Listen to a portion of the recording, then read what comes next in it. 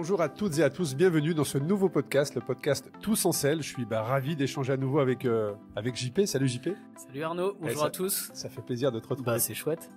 Ça fait plaisir de se retrouver. Une nouvelle aventure. Face à, tu vois, deux micros nous séparent, mais effectivement, nouvelle aventure sur le podcast Tous en selle, où on va parler à tous les passionnés, comme le fait le festival d'ailleurs, à tous les passionnés de vélo. On va parler d'un sujet central aujourd'hui, l'évolution du cyclisme, plus largement, l'industrie, technologie, les limites de l'innovation, jusqu'où peut-on innover avant que cela ne devienne contre-productif. Alors c'est vrai que c'est un sujet, JP, que tu as souhaité mettre justement dans la ligne édito du podcast Tous en selle. Pourquoi en fait ? Qu'est-ce qui te titille sur ces limites de l'innovation ? Tu sais, tous les gens qui nous suivent depuis quelques années maintenant le savent bien que j'ai toujours un regard un peu critique, pas tant sur le fait d'innover, puisque innover c'est toujours important, mais sur les conséquences que ça peut avoir, sur comment on envisage tout ce qui a trait à l'innovation par rapport à ce qui peut proposer un bénéfice au client final, mais ce qui peut aussi causer des contraintes au client final ou à l'entreprise qui mène ces innovations. Dernièrement, il y a un sujet qui a agité la toile, c'est l'aventure Angel de Marc Simoncini. C'est pas sa première aventure dans le vélo, il avait déjà, et tu as pu goûter un petit peu la marque Héroïne il y a quelques années, rappelle-toi. Et d'ailleurs, on pourrait commenter sur ce sujet aussi vis-à-vis de l'innovation et de la technique de ces vélos-là. Mais il a récidivé, on va dire, il y a quelques années avec une marque de vélo vraiment tournée sur un aspect très technologique. Aujourd'hui, l'aventure est en train de se terminer pour cette marque. Est-ce que c'est du fait de l'innovation ? Pas complètement, on va détailler ce sujet-là, mais du coup, ça nous a, toi et moi, un petit peu titillé, et on s'est dit que c'était une bonne occasion de traiter le sujet sur innover dans le vélo, qu'est-ce que ça apporte, qu'est-ce que ça implique, qu'est-ce que ça induit. Et voilà, l'idée d'inaugurer et de redémarrer cette nouvelle aventure ensemble sur cette thématique-là me paraissait bonne. En tout cas, c'est un sujet passionnant, mais aussi préoccupant, tu l'as dit, avec les limites de la technologie. Donc, on va rentrer directement, maintenant qu'on a introduit le sujet, on va rentrer directement dans l'épisode d'une capsule qui s'appelle l'atelier de JP, dans la continuité de ce que nous avions fait les années passées, une aventure qui a commencé ensemble il y a 3 ans maintenant. Donc voilà, ça sera cette capsule que vous retrouverez une fois par mois, chaque jeudi matin, un épisode du podcast Tous en selle va sortir. Et donc un jeudi par mois, il y aura l'atelier de JP, et on commence avec ce premier épisode, l'innovation dans le cyclisme. Alors justement, déjà, pourquoi innover ? C'est une des questions que je peux te poser d'entrée de jeu, JP, c'est qu'on veut toujours aller sur plus de data, un vélo plus léger, des jantes plus larges. Pourquoi innover au fond ? L'innovation, c'est un moteur, comme notre espèce. L'idée pour une entreprise, c'est de prospérer toujours. Donc, elle est un peu contrainte d'innover. Ce qui diffère entre les entreprises, c'est la mesure de cette innovation-là. Mais innover, c'est quelque chose de nécessaire finalement. Une entreprise qui reste et qui fait tout le temps la même chose sans innover, ce qui ne veut pas dire que ce soit absolument une innovation de produit, ça peut être une innovation de process, ça peut être une innovation marketing. Là, on parle aujourd'hui un peu plus de technique.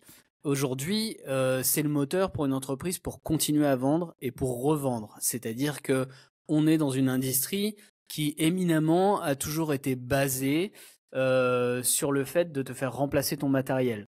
Alors, pourquoi on en parle ? Parce que tu sais que moi, finalement, j'ai un peu la tendance inverse. J'ai tendance à vendre des choses qui durent très longtemps et qu'on ne remplace pas, qu'on maintient plutôt. Mais l'industrie du cyclisme, elle est basée là-dessus. On peut donner plein d'exemples. On parle de vélos un peu plus petits et un peu plus ludiques, mais sur le BMX, chaque année, les marques te revendent quasiment le même vélo, mais avec une nouvelle couleur, mais parce qu'on veut t'inciter à remplacer. Ce qu'on fait dans le cyclisme qui nous touche un peu plus, de manière un peu plus proche, le cyclisme de route, on veut t'inciter à remplacer en remplaçant la technologie, en mettant un nouveau standard, en segmentant, en ultra segmentant, c'est-à-dire qu'on va détailler, on va ciseler une pratique pour te dire que non, il te faut pas un seul vélo, il t'en faut un, il t'en faut deux, il t'en faut trois, il t'en faut quatre. Il y a 7 jours dans la semaine. Enfin, tu as compris le principe. Je suis arrivé il y a quelques années à avoir 4 vélos à la maison. Voilà, pour, mon gravel, ma route, le contre-la-montre, exactement, le et le gravel quand il fait mouiller. Voilà, donc c'est vraiment c'est l'essence de ce que l'industrie a besoin de faire pour t'inciter à consommer et à consommer toujours plus. Donc l'innovation qu'on retrouve aussi dans la téléphonie, on en parlait juste avant d'ouvrir les micros, mais tiens, t'as quel smartphone le 15, le 16, le 14. Mais quand est-ce qu'il est sorti? En septembre.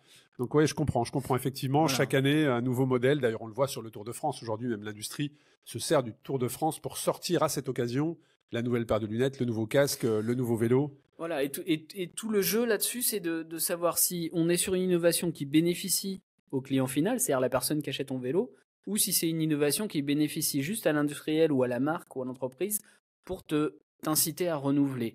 Bon, moi j'ai un petit avis sur la question. On est vraiment de toute façon maintenant depuis une quinzaine d'années, l'industrie du cyclisme, elle est en train de se mettre vraiment dans les pas de l'industrie de l'automobile. Et je me rappelle qu'il y a quelques années, je t'avais interpellé avec un terme qui s'appelle feature overload. Désolé pour l'anglais, mais c'est vraiment, on est sur une surcharge fonctionnelle.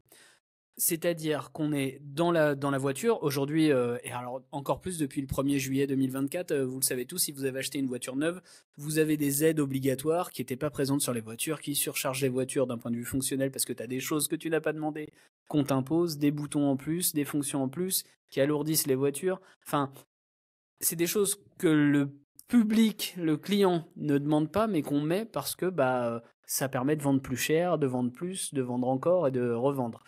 Et dans le vélo, on a emboîté le pas de ça.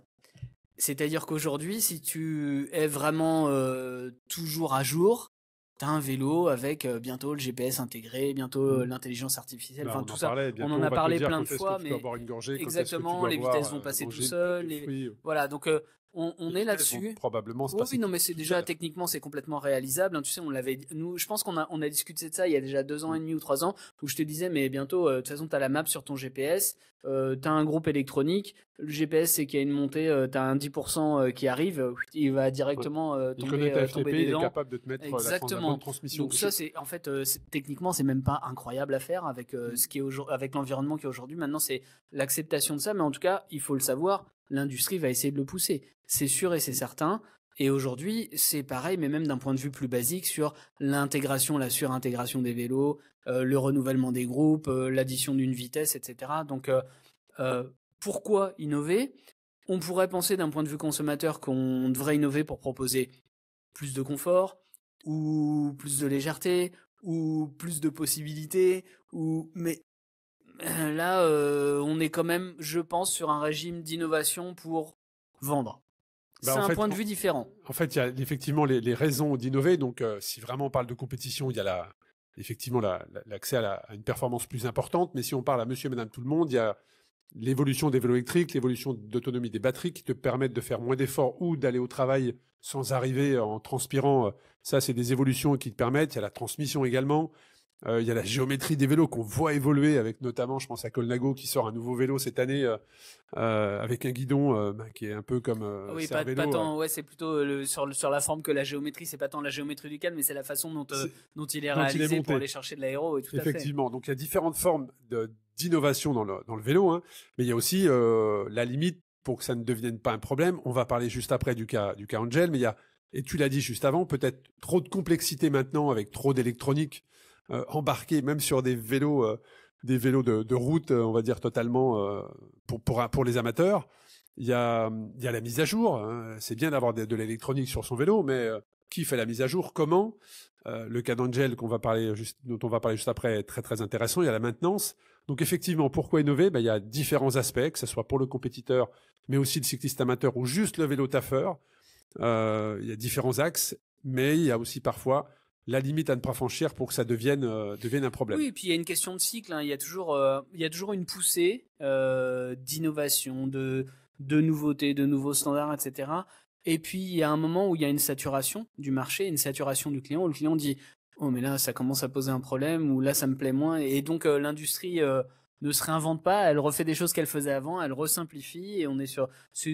on pourrait dire de la croissance et de la décroissance, mais c'est pas exactement ça, parce que il faut se positionner et se dire qu'est-ce qui est mieux et qu'est-ce qui est moins bien, mais chacun a son avis, c'est très subjectif, mais il y a des cycles. Ça, c'est certain. Et tu verras pour moi, si je devais faire des prédictions, on n'est pas loin d'un pic.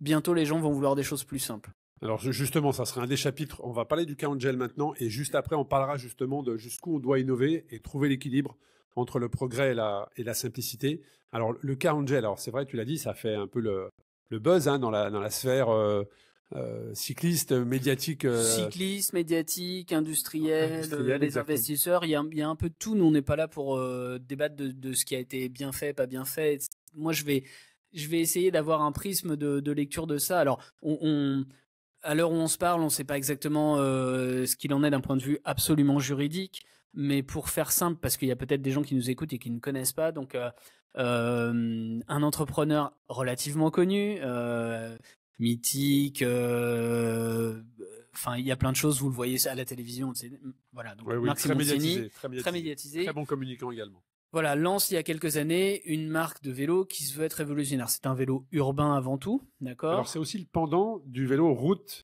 héroïne. Oui, tout à fait. L'aventure part de là dans les années 2000.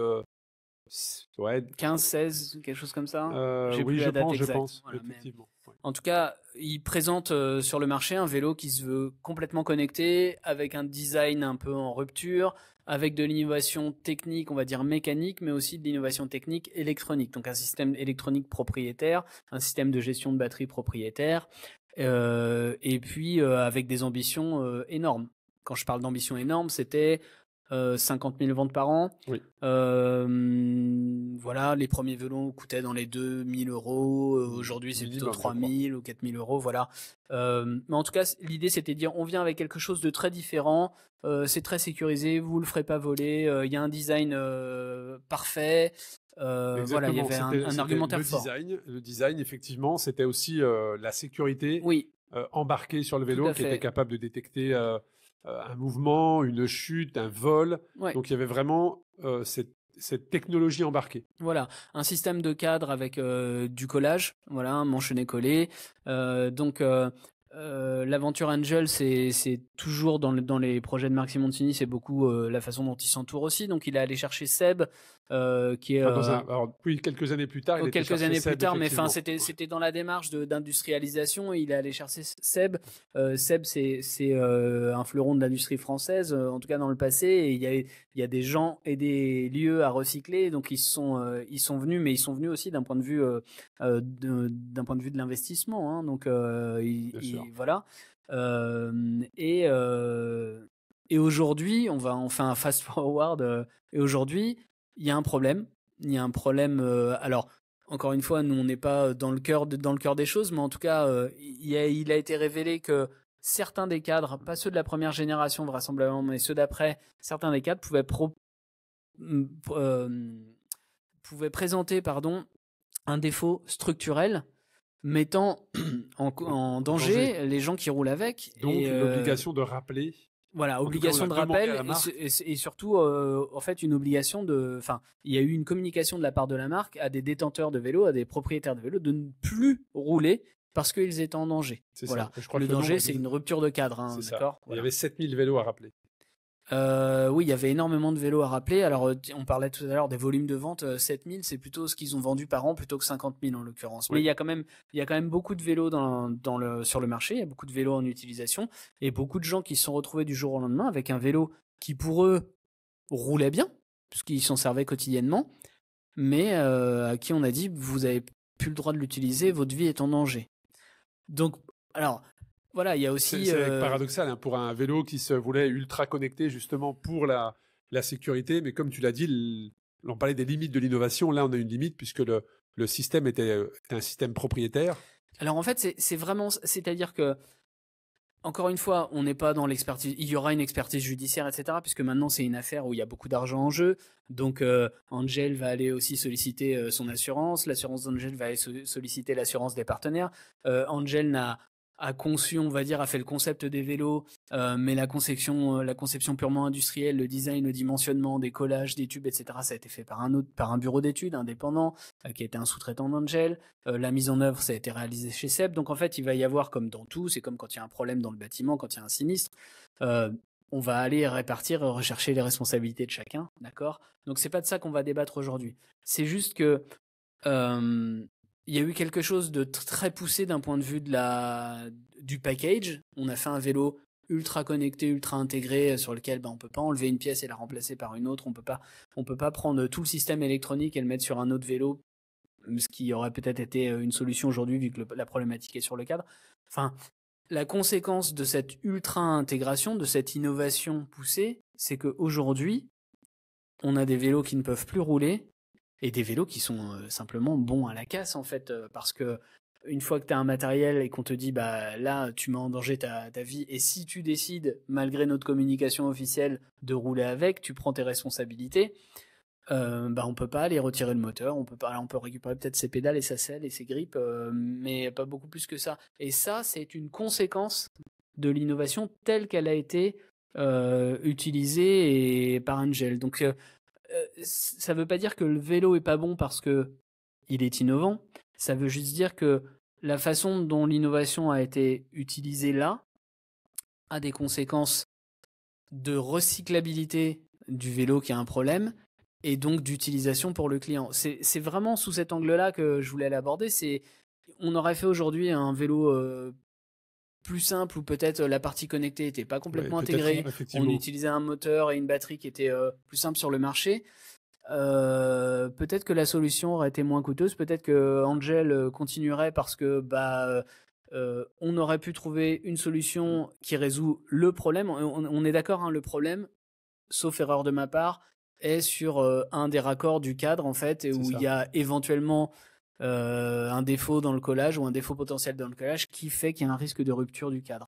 Donc la problématique, c'est aujourd'hui on est sur une situation où il y a une autre entreprise qui fait des vélos, qui propose de racheter aux gens qui ont un vélo Angel qui n'ont plus le droit d'utiliser, propose de leur acheter 150, enfin ils récupèrent le vélo pour le recycler et en échange ils font 150 € de bon d'achat sur un nouveau vélo de l'autre marque. Alors bien, pas bien, opportuniste, pas opportuniste. Qui n'est pas française mais qu'il avait déjà fait dans une opération d'une marque également. Complètement. Enfin, c'est une voilà, ils sont pas habitués, mais disons qu'ils l'ont déjà fait pour venir en aide aux utilisateurs déjà d'une première marque. 150 € sur un vélo que tu as payé même 2000 € ou 3000 €, ça fait pas beaucoup. Est-ce que ça sera vraiment recyclé derrière ou pas? Bon, je sais pas. Encore une fois, la problématique c'est ça, c'est-à-dire qu'on a fait quelque chose tellement intégré que un des composants qui peut paraître assez basique, parce qu'on se dit bah bon, ok, il y a un raccord de cadre qui a un problème, comment on organise le rappel, qu'est-ce qu'on met comme solution? En fait, la solution corrective ici, le montant de la solution corrective qu'il faudrait mettre en œuvre pour donner à ces clients qui ont acheté un vélo une possibilité de continuer à l'utiliser est tellement impactante financièrement que ça rend l'opération impossible d'un point de vue de la viabilité de l'entreprise. Exactement. Donc là, on ne sait pas si l'entreprise a déposé ou pas. Hein, je sais pas. J'ai très sincèrement, j'ai voulu checker avant qu'on enregistre et ça m'a sorti de la tête. Mais il y a une complexité et elle est quand même, la complexité, elle vient de cette innovation finalement. D'accord. Si on avait quelque chose de plus simple. Disons que peut-être que à la construction, ou en tout cas dans la projection de ce vélo, peut-être qu'on aurait dû réfléchir à assurer la pérennité des vélos au moment du lancement, parce que là aujourd'hui, il y a des milliers d'utilisateurs qui se retrouvent avec un vélo à ne plus pouvoir l'utiliser parce que et les gens veulent pas prendre le risque. Électronique, même le concept électronique n'est plus du tout assuré. L'entreprise, non, voilà. Étant donné que c'est un système propriétaire, du fait que les serveurs ne fonctionnent plus. Si l'entreprise tombe, voilà, il y aura plus de mise à jour, il y aura plus de maintenance. Le vélo n'est plus du tout connecté, quoi. Non. Quelle frustration. Ouais, c'est difficile. Donc c'est ça quand on titre sur cet épisode les limites de l'innovation, voilà, je pense que c'est vraiment ça. Il y a des industries qui innovent et qui sont plus matures de ce point de vue-là. Alors c'est aussi une question de taille d'entreprise, etc. Mais alors on se reposera peut-être la question dans 5-10 ans avec tous ces véhicules électriques. Quelle est leur durabilité dans le temps? On se posera cette question, mais l'industrie automobile, elle envisage ça quand même avec une autre optique. Il y a une certaine durée de disponibilité des pièces, etc. Dans le cycle, on n'a pas ça. Tu veux dire que dans le cycle, on est dans l'industrie du vélo, on est trop porté sur on fait quelque chose pour une durée. Je suis pas sûr qu'on pense beaucoup. Terme, voilà, je suis pas sûr qu'on pense beaucoup. C'est pas grave puisque l'année prochaine on ressortira un nouveau modèle ou. Moi, en tout cas, c'est mon point de vue. Je trouve vraiment que on met un produit sur le marché. Et puis voilà, on le met, on espère qu'il va se vendre et on réfléchit pas trop à comment il peut continuer sa vie. Et pourtant, on parle souvent d'écologie tous les deux ou d'environnement avec tout ce que ça peut comprendre de compréhension d'analyse pour chacun. Qu'est-ce que c'est l'écologie, qu'est-ce que c'est l'environnement, mais la durabilité dans le temps d'un produit, c'est pour moi une base de conception fondamentale et elle est beaucoup oubliée. L'innovation est au détriment de ça, très souvent. Très souvent, parce que faire quelque chose de complètement intégré, de très complexe, alors on va y revenir, on va le redire, ça dépossède aussi un peu l'utilisateur de la capacité à maintenir son produit. Mais c'est surtout que demain, on passe d'un produit qui était le vélo, qui était simple, à quelque chose qui est complexe. On a tous roulé sur un vélo qui avait 50 ans, on l'a tous fait. Le vélo du papy, de l'arrière-grand-père, on le prenait, il était encore là, on mettait un coup de graisse, on nettoyait, c'était du métal, on redressait, on tordait, et on fait rouler. Parfois même la roue avant n'était même pas dans l'axe de la roue arrière. Mais aujourd'hui, on peut encore... est-ce qu'on pourra, avec les vélos vendus, on va dire, entre 2010 et 2020, est-ce que des gens dans 50 ans pourront les récupérer, pour les réutiliser? Je suis pas convaincu. Ça nous amène sur le chapitre, justement, trouver l'équilibre entre progrès et simplicité. On parlait des limites, justement. Moi, je pense aussi aux professionnels, et notamment, il y a eu quand même une grosse polémique sur les chutes des professionnels l'année passée. Et est-ce que là, l'innovation n'a pas entraîné justement ces nombreuses chutes avec des guidons notamment, enfin, c'est plus des guidons, c'est un poste de pilotage qui est très qui permet pas en fait d'avoir un pilotage fluide et donc qui entraîne des chutes. Ça, est-ce que c'est une innovation technologique ou c'est plus dans un objectif de performance? C'est pas une innovation tout court. Je pense que c'est vraiment une direction de la pratique en fait qui fait que de toute manière, c'est les datas et puis c'est la recherche de performance ultime, elle induit forcément du risque. Donc là, c'est pas trop une innovation sur l'aspect sécurité. Sécurité de l'intégrité physique des cyclistes, je suis pas sûr que l'innovation soit au détriment de ça. Aujourd'hui, on est plutôt sur l'amélioration de la largeur des pneus, la meilleure tenue de route, l'amélioration du freinage, tout ça, on est plutôt bénéfique à la sécurité vis-à-vis de l'intégrité physique des pilotes. Non, c'est vraiment plus sur la durabilité de son produit et sa maintenabilité que l'innovation elle pose un problème et qu'elle a une limite. Et surtout quand elle ne répond pas à un besoin, on va reparler d'un truc qui pour moi est complètement symptomatique. Tu l'as forcément vu passer, t'as des comptes sur les réseaux sociaux, il y a en ce moment des photos de partout d'un cintre intégré, donc un combo, c'est-à-dire cintre et potence, où l'affichage digital de toutes tes datas est intégré dans le centre. Alors, c'est d'autant plus symptomatique qu'il faut savoir que c'est un couple qui drive ça, d'accord? Aujourd'hui, c'est que du digital, c'est que des photos, il n'y a pas de vrai proto physique, etc. Ces gens-là ont financé ça, tu sais comment ou pas du tout? Donc, ils ont financé ça avec un compte OnlyFans, donc c'est-à-dire un compte de site pornographique. C'est pas une levée de fonds, tu vois, ils ont financé cette campagne marketing et cette démarche de recherche pour proposer sur le marché ce cintre full intégré avec les écrans qui sont dans le carbone, etc. par des vidéos pornographiques. Donc c'est incroyable. C'est peut-être symptomatique de cette époque, voilà.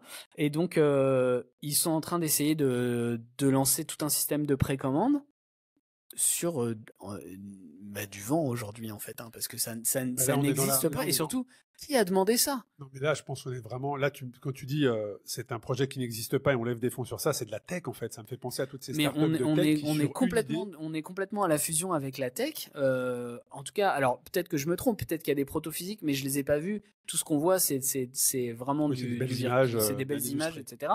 Mais est-ce que toi, tu as envie d'avoir aujourd'hui, moi, tu sais bien que je reçois des vélos. T'es venu monter ton vélo à l'atelier.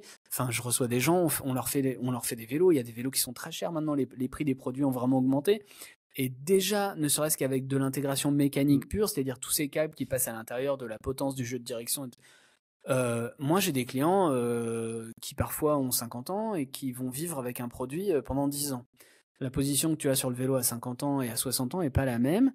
Et des fois, tu peux garder le même vélo et résoudre ça avec 10 cm de potence, 10 mm de potence en moins. Aujourd'hui, on est en train de se dire que ce qui prenait un quart d'heure avant prendre une potence, la remplacer, met 4 heures avec une potence qui coûte 500 €, parce que tout est intégré. Donc on est déjà sur un impact fort. Et alors si en plus tu imagines que tu dois changer ton cintre et que dedans il y a toute l'électronique et elle est dans le cintre, Tu peux pas juste reprendre ça et le remettre dans un autre cintre. On est sur quelque chose de délirant. Quelle est l'innovation d'usage pour le client? Est-ce que vraiment il a une expérience de vélo plus satisfaisante? Est-ce qu'il a une performance augmentée parce que tout ça est intégré? Je suis pas certain. Donc on innove pour vendre, on n'innove pas forcément au bénéfice du client. En tout cas, dans les exemples qu'on vient de citer, je suis pas convaincu. Moi, je pense beaucoup aussi, on en a parlé plusieurs fois, c'est l'entretien du vélo. On est tous les deux, tu m'as recommandé d'ailleurs des comptes sur les réseaux sociaux où je suis abonné désormais, notamment en Asie, où l'entretien, c'est de l'entretien. C'est-à-dire qu'on démonte tous les roulements, on graisse, on remonte, on sèche, bref, c'est vraiment de l'entretien dans l'objectif d'une durabilité. Et justement, l'innovation là, c'est-à-dire que on est sur du full connecté, comme tu l'as dit, mais aujourd'hui, quels sont les mécaniciens qui, par exemple, verraient arriver un vélo avec un setup et un guidon, un cintre avec les écrans intégrés? Aujourd'hui, comment un mécanicien vélo, confronté face à un vélo full connecté, est en capacité à faire un entretien dans un objectif de durabilité?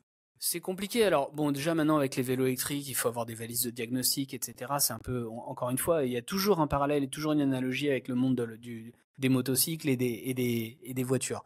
Mais en fait, il y a plusieurs tendances et plusieurs postures qui sont en train d'émerger aujourd'hui. Il y a une part de la clientèle qui déjà est en tension et déjà commence à dire « Ah, non mais là, c'est trop compliqué ou trop cher si je dois changer ou je peux plus rien faire moi-même. » Donc il y a déjà une part de clientèle qui commence à dire « ça serait bien de nous faire des produits plus simples, plus accessibles. » Voilà, je reviens un tout petit peu sur Angel. Quand tu suis ce qui se passe sur les réseaux sociaux, les gens qui vont se plaindre, etc. Il y a quand même pas mal de gens qui disent « Mais en fait, j'ai acheté ça, j'ai été séduit, mais ce que j'avais besoin, c'est un vélo avec 2 roues, des freins, une selle, des porte-bagages et un moteur d'assistance électrique, mais d'une, j'ai pas besoin de pouvoir faire 90 km. Je vais faire un trajet de vélo taf 10 km le matin, et la moyenne c'est 5, mais 10 km le matin, 10 km le soir. Et simple, un vélo simple, c'est ça que je voulais, et qui coûte 1500, 2000 euros. Il y a des marques qui sont en train de se repositionner là-dessus. Le côté très intéressant, je trouve, moi, là on parle du vélo déplacement urbain, j'y suis confronté, c'est le vol. Tu vois, c'est avoir des vélos qui soient sécurisés, facilement, sans avoir 15 000 cadenas. Je te donne un exemple. Moi, j'ai donc un vélo assistance électrique pour me déplacer, emmener mes enfants à l'école, dans le centre de Lyon, leur amener dans leur activité sportive. J'ai fait le point, tu vois, j'avais pas pensé avant-hier, puisqu'on m'a volé ma selle, figure-toi. Tu sais, on vole les selles ici. Voilà. Donc j'ai un cadenas pour pas qu'on me vole la selle, relié à mon cadre.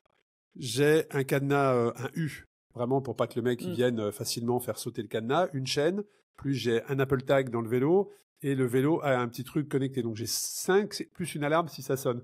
Donc j'ai 6 systèmes de sécurité, tu vois, différents. Donc j'ai 15 000 clés sur mon porte-clés. Donc si l'innovation, tu vois, tout en étant simple, pouvait être aussi pour les vélos urbains sur la sécurité. C'est une vraie complexité, c'est une innovation sociétale qu'il faudrait plutôt pour que les gens arrêtent de voler les vélos. C'est le bon terme. Ça sous une caméra en centre-ville. Non, c'est extrêmement complexe, mais enfin, d'un point de vue vraiment de ce qui nous tient aujourd'hui, donc il y a cette posture des clients qui commencent à demander de la simplicité, voilà, qui se rendent compte que c'est dur de trouver cet équilibre. Technologie, pour les marques, ça va être vraiment excitant, mais il y a déjà une frange de clientèle qui se pose ces questions-là et c'est même plus que ça, qui exprime déjà cette volonté. Il y a encore quelques marques qui font des choses simples, donc finalement elles trouvent, mais pour l'instant c'est presque des niches, mais il y a cette demande. Je te dis, pour moi on arrive à un pic, donc de toute façon il est probable que une part du marché à minima, doivent se réorganiser pour adresser cette demande-là. Et puis ce qui est rigolo, c'est que d'un point de vue des gens qui ont des ateliers de réparation de vélos, que ce soit en France, en Europe, à l'étranger, il commence à y avoir un peu de grincement de dents de la part des mécanos qui disent « Non mais attends, un changement... Enfin, moi je veux bien faire un entretien, je veux bien mettre un jeu de direction, mais j'aimerais bien mettre un jeu de direction dont le roulement est garanti pour 15 ans, parce qu'en fait, si je dois changer tous les ans un roulement, en fait, je dois aussi remplacer les gaines, parce que déconnecter, reconnecter. Alors, on sait comment est fait une gaine hydraulique aujourd'hui. On parle d'un freinage hydraulique sur un vélo ou un vélo de course ou un vélo de gravel tout intégré. Ok, c'est une chose de raccourcir d'un centimètre, de te remettre une olive, de ressertir, de faire une purge. Mais la vérité, c'est qu'une fois que tu as passé avec tu l'as fait à l'atelier, donc avec toute la difficulté que ça comporte, une fois que tu as passé ces gaines à l'intérieur, qu'elles ont fait des coups de quasiment 90 degrés, etc., une fois que tu enlèves ça, il faut la changer, la gaine, parce qu'elle est abîmée, elle a frotté, on a des éléments en carbone qui, sur les parties intérieures, sont très souvent abrasifs, ça dépend de la qualité de fabrication, de la marque à laquelle on a affaire, mais souvent c'est abrasif, donc la gaine est rayée, la gaine est abîmée, tu prends pas le risque, tu as ouvert, tu la remplaces. Donc tu te dis, qu'est-ce que je faisais au début? J'ai changé un roulement. J'ai changé un roulement, j'ai pris 4 heures d'atelier. 4 heures d'atelier. D'accord, on est en train de parler, voilà, 1 heure d'atelier de mécanique. Alors on est tous différents, mais ça va être entre, on va dire qu'un prix moyen, c'est 65 € hors taxe de l'heure, et c'est complètement légitime. En tout cas, ça devrait tous être à des tarifs comme ça. On est en train de prendre 4 heures pour changer un roulement. Donc, les mécaniciens comprennent maintenant qui vont avoir en face d'eux des gens qui comprennent pas. Ils disent, non mais attends, on change un roulement. Tu es en train de me demander juste 300 € de main d'œuvre, 350 € de main d'œuvre. Donc les mécaniciens sont en train de se crisper un petit peu.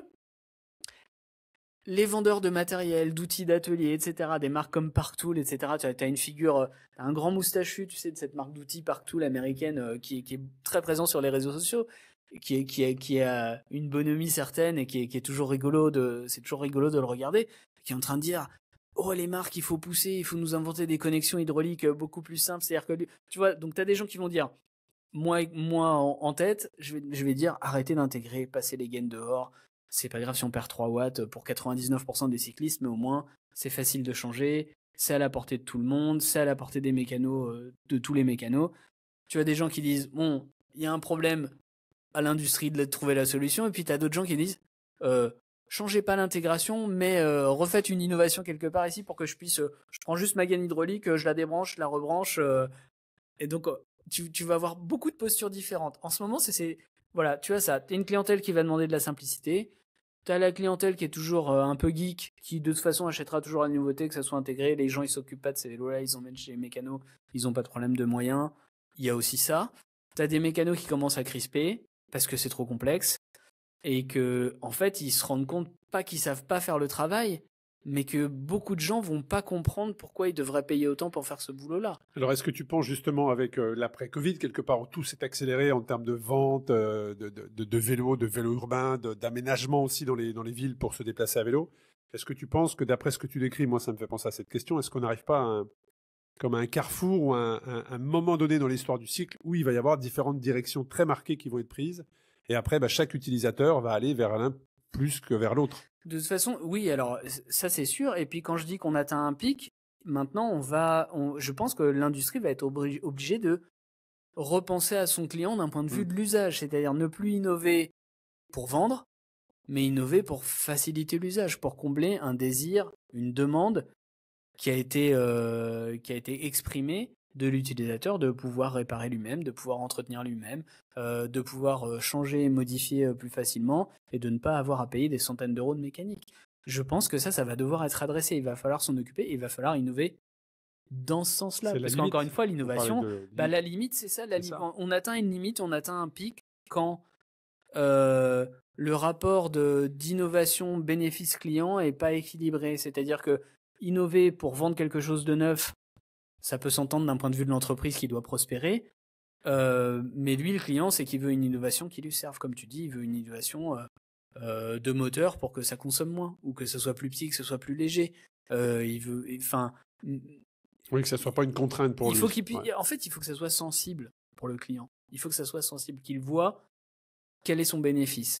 Et c'est pas toujours dans le cahier des charges de l'innovation pure, contrairement à ce qu'on pourrait imaginer. Parce que d'un point de vue du client, on se dit une marque qui innove, elle innove forcément pour proposer quelque chose qui est sensible pour le client, bénéfique, sans équivoque, mais pas tout le temps. Alors c'est vrai qu'on va rentrer dans tous ces détails de vélo électrique, on va avoir un épisode qui va être entièrement consacré justement à comment bien choisir son vélo urbain, mais si on pouvait résumer ce point jusqu'où innover, trouver l'équilibre entre le progrès et la simplicité, effectivement il y a simplicité et fiabilité, quelque chose de simple, de durable, et il y a On peut peut-être revenir aussi à ce que fait la mode, c'est-à-dire dans certaines marques de textiles, on a des intemporels, c'est-à-dire fait quelque chose effectivement qui, dans la durée, sera toujours pareil. C'est un classique, tu peux compter dessus, ça marche, c'est fiable. Peut-être que dans le cyclisme, on aura aussi peut-être des produits comme ça qui vont sortir, ça existe peut-être déjà. Et puis il y a aussi le retour de l'utilisateur, hein, comme tu l'as dit. Il y a un produit que j'adore et qui est toujours à la fondation de mes réflexions quand j'essaye de créer quelque chose, c'est le stylo Bic. C'est l'exemple. Alors j'aurais pu dire la Porsche 911 aussi, mais c'est plus prétentieux. Et encore la Porsche 911, on pourra discuter, mais le stylo Bic, c'est un exemple. Je veux dire, c'est un stylo, il écrit, il se passe des modes, il est pas plus moche aujourd'hui, ni plus beau. Tu as un équivalent dans le vélo. S'il y avait le stylo Bic du cyclisme, ça serait quoi? Ça serait les randonneuses classiques des années 30 à 50. Aujourd'hui, tu la prends, elle est toujours aussi efficace, elle fonctionne toujours, elle est maintenable. Il y a quelque chose dans les vélos métalliques et les vélos en acier, je vais prêcher pour ma paroisse.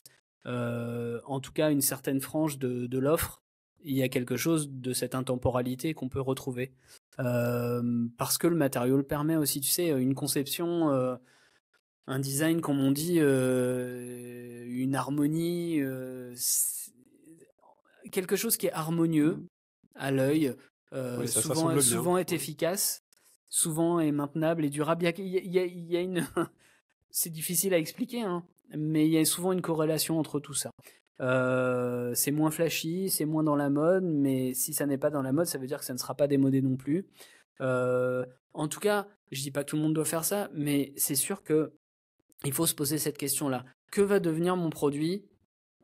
Tout le monde n'achète pas un vélo pour 2 ans. Il y a des gens qui achètent un vélo pour le reste de leur vie, voire pour la vie de leurs enfants. Voilà. Donc pour moi, ça devrait être dans la base et dans le cahier des charges de tout ce qui sort. C'est pas le cas, c'est un vœu pieux, ça n'arrivera pas. Mais là, pour moi, on atteint un pic qui va faire que les marques vont devoir se poser des questions. Alors, une opportunité de plus de segmenter, pourquoi pas? C'est-à-dire qu'ils vont te dire, ah mais là tu peux acheter ton vélo intemporel qui est facilement maintenable, etc. Et puis achète-nous quand même un vélo pour le lundi, le mardi, le machin. Et ça va se passer comme ça, mais on atteint un pic. La limite de l'innovation, c'est quand elle crée plus de problèmes qu'elle n'apporte de solutions à des problèmes déjà existants. C'est ça pour moi la limite.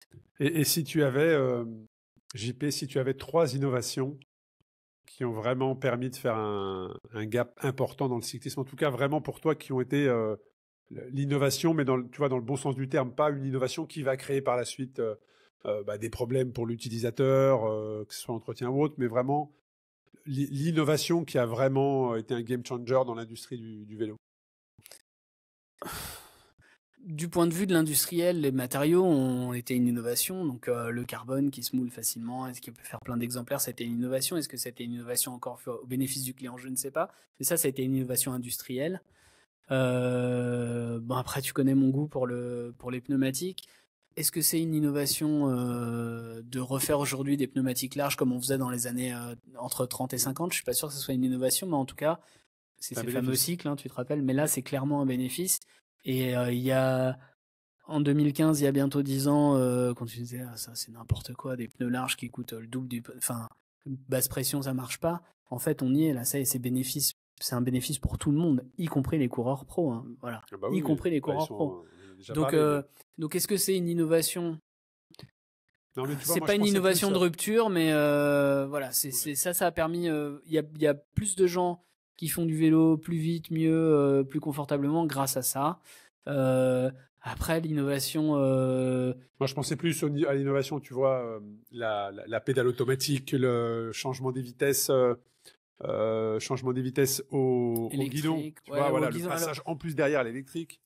Là, c'est vraiment été des innovations qui, en tout cas, dans le milieu du cyclisme, avec ce prisme route, bien évidemment. Après, bien évidemment, il y a aussi le VAE qui est arrivé, qui a rendu l'accessibilité, le fait d'aller pouvoir prendre son vélo, d'aller au travail le matin sans arriver transpirant.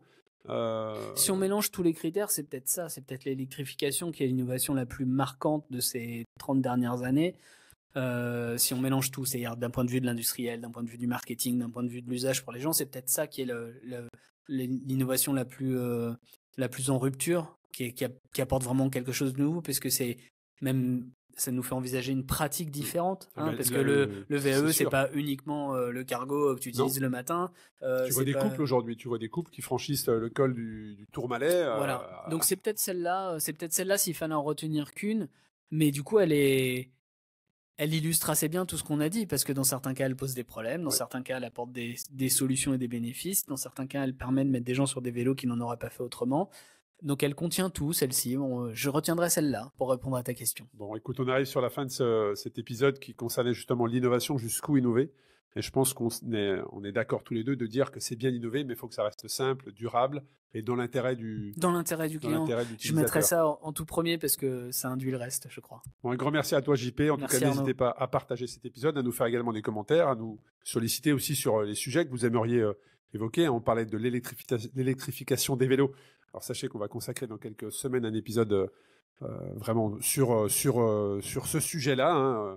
On va pas du tout aller faire de polémique au niveau des vélos des cyclistes professionnels, à savoir s'ils le sont ou pas. Mais c'est un sujet sur lequel on va évoquer. En tout cas, voilà, n'hésitez pas à nous faire des retours. Ça nous fera toujours un grand plaisir d'échanger avec vous. Et puis je vous dis à très bientôt pour un nouvel épisode du podcast Tous en selle. À bientôt. Merci JP, ciao. Merci.